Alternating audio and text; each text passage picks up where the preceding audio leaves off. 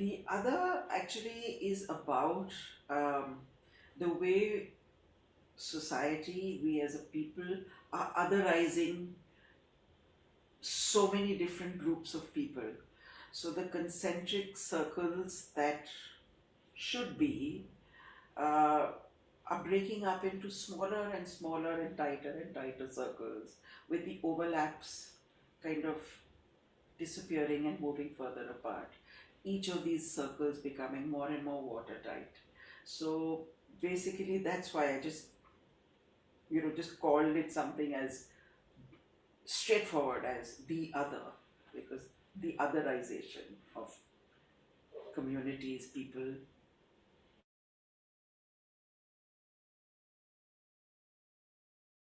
Um, well, one of the themes that is strong in this, I think, is disability. Um, because I find that kids generally would like to be good and kind, and they think that they are being good and kind by leaving a person with disability alone, but not realizing that that is also a form of otherization and pushing the person to the brink of your sight. Uh, so I had, in fact, the experience of a young boy when I asked him to come and talk to the majority of kids in the class who said, oh, they felt that they were being inclusive. When I called the guy with disability to come up and talk, and he says, I'm never included in a basketball game. He was severely physically disabled, but he wanted to play basketball, and why not? And how it was assumed that a child who has that is not even going to think of it.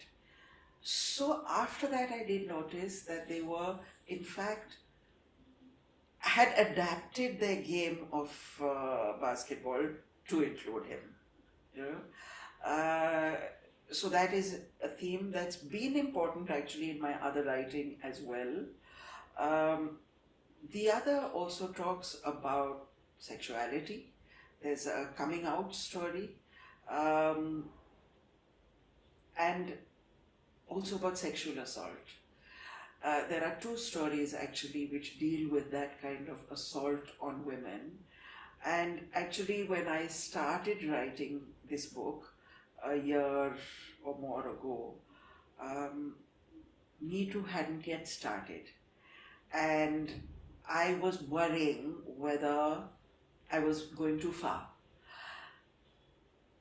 Today, when the book comes out, it's like bang smack in the middle of something that all young people are talking about, boys and girls, and really calibrating what's acceptable and not acceptable. Young people are doing it much more consciously. Older people are, I mean, it's so ingrained in older men that they don't as yet even recognize that this was maybe not all right as a comment, but younger people are much more aware. So I think the other has become much more relevant, and I hope that schools are going to realize that relevance, realize that that's what kids are talking about, and bring it into schools as well.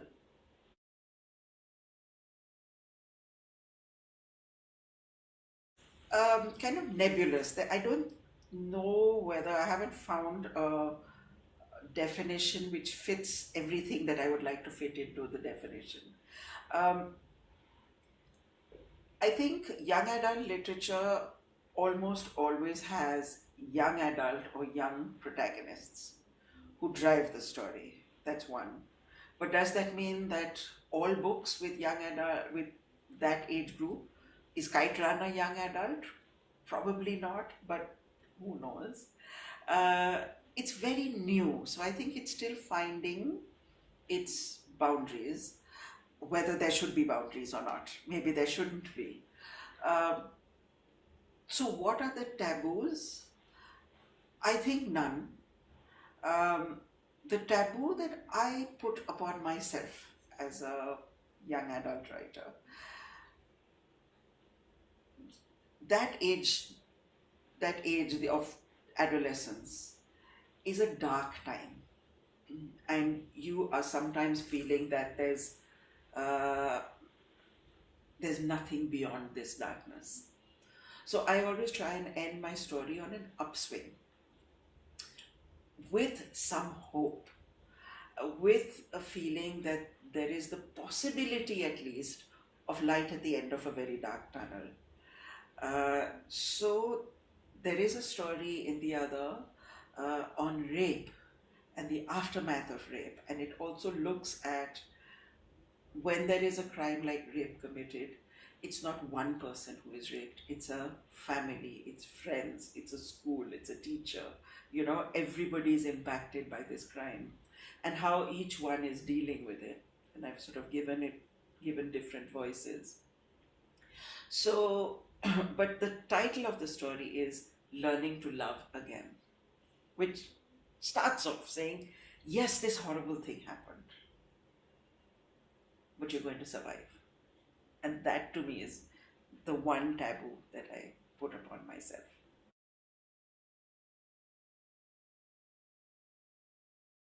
Um, I don't think I find any of them difficult to do in terms of the craft of it. Um, and each story finds its level. I don't necessarily decide that this is the age group I'm going to target. Each story finds that. Wingless, I thought, was going to be for older. It, in fact, turned out to be another book. Um,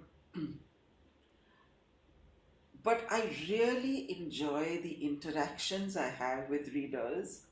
Um, and I love the young adult uh, responses, the questions, because with the younger books, it remains a book. They've heard a story. With the young adult, it becomes their lives and windows into their lives, their issues.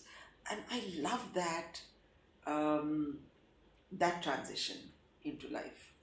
Uh, that's kind of informs my writing, tells me I'm on a right path, more than right path, an important path.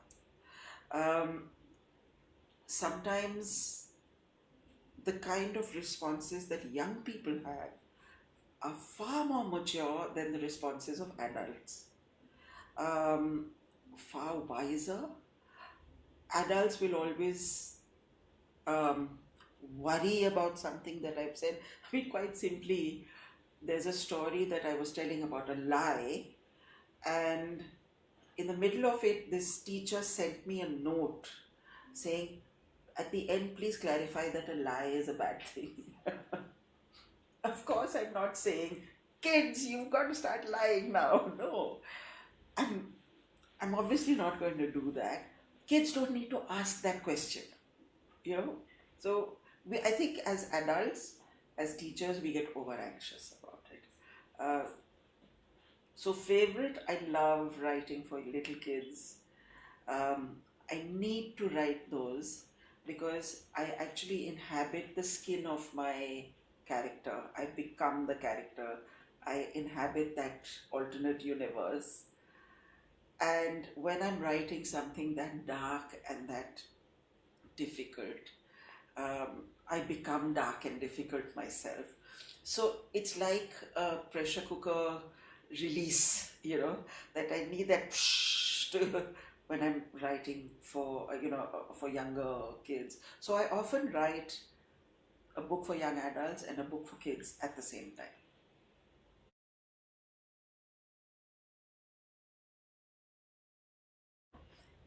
What I love is how different young people like a different story. Their favorite is like completely different from somebody else's. And I think that comes out of what has been their experience in their young lives. So I think it depends on where you are, which is why I think that this is a book not to read cover to cover, but to come upon a story uh, as you want, as you wish.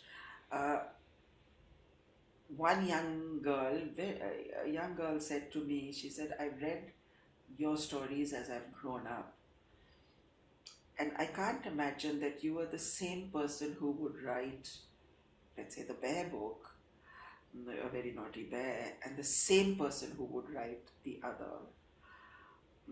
How do you get from that to that? You know, again, such an amazing question. No adult has thought to ask it. Um, I think the takeaway today is going to be strongly about learning to love again and the inner circle, outer circle, which are both step up, speak out those stories. Um, in the current Me Too atmosphere, which we are all living moment to moment, um, I think this is going to be the one which kids, which strike a chord. Say.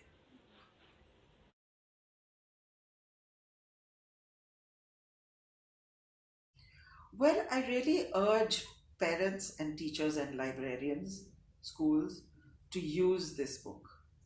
Um, Not to feel over anxious about some of the subjects. I know that sometimes there's a fear of how adults are going to react or parents are going to react if a school actually recommends this. But kids are talking about these subjects already. So stories are actually a great way to talk about those subjects which are difficult for an adult to broach. Uh, and it's a very safe space. I found, let's say, in a story about domestic violence in another book,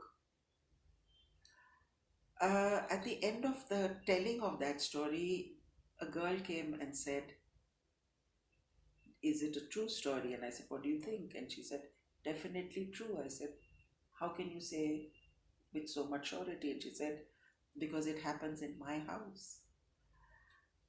And many others then talked about their knowledge and awareness and witness to domestic violence in their whatever own homes. Now, had you asked a classroom of kids, "Do you know about domestic violence?" They would have said, "Yes, in that paper or in that, Many of the kids would have said it's something which happens in villages because it comes in sort of in this safe space of fiction. You can talk about your reality, and therefore it's really important that these subjects which they're already talking about with each other, they talk about with you, a caring adult. Because you are going to be, perhaps, hopefully, in a position to give them the tools to deal. Um, and without you, they may not have it. So it's really important. I really urge schools not to feel scared by the book, by the stories.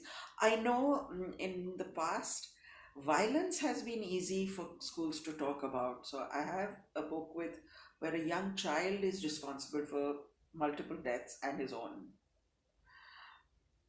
That's been all right.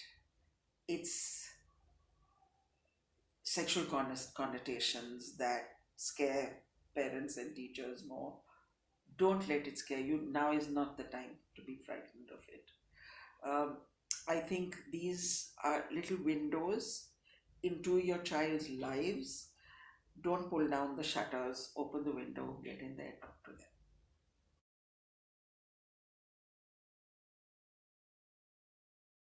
I'm going to read a little extract from the story Inner Circle, Outer Circle from the book The Other, published by Speaking Tiger.